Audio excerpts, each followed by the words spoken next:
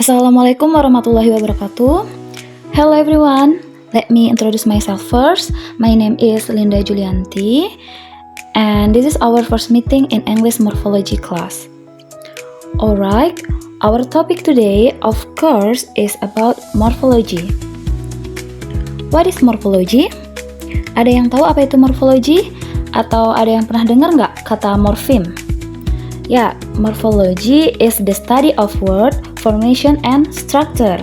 Morfologi itu mempelajari tentang kebahasaan itu sendiri, seperti mengkaji pembentukan kata, variasi gabungan kata, dalam unit terkecil suatu bahasa, yang mana itu juga disebut morphemes. Morpheme di sini dibagi menjadi dua, yaitu free morphemes and bound morphemes. The first one is free morphemes. Free morphemes adalah unit makna terkecil dalam suatu bahasa yang bisa berdiri sendiri menjadi kata tanpa harus terikat atau menempel pada morfem lain. While bound morpheme adalah morfem atau unit makna terkecil dalam suatu bahasa yang tidak bisa berdiri sendiri dan harus terikat atau menempel dengan morfem lain. Kemudian berkaitan dengan hal itu, umumnya morfem juga dibagi lagi menjadi dua, yaitu inflectional morphology and derivational morphology. Apa perbedaan keduanya?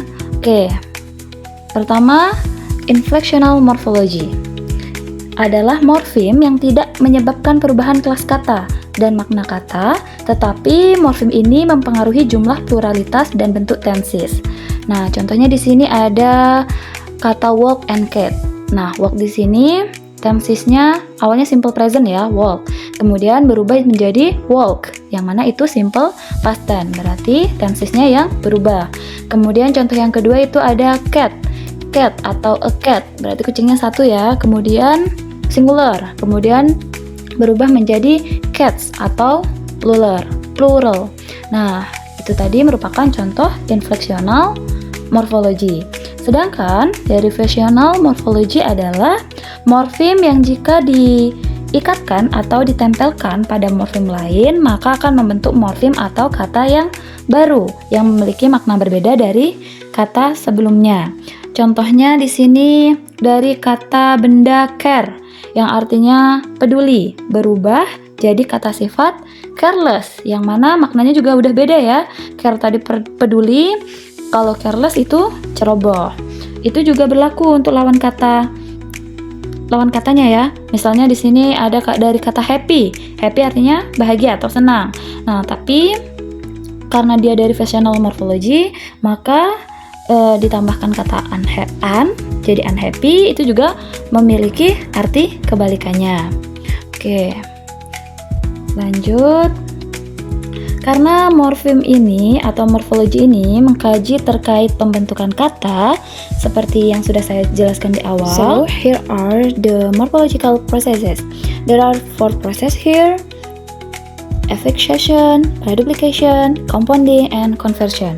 The first one is affixation, yaitu imbuhan. Pasti kalian sudah tidak asing lagi ya dengan proses ini, dan ini terdiri dari prefix, suffix, and infix.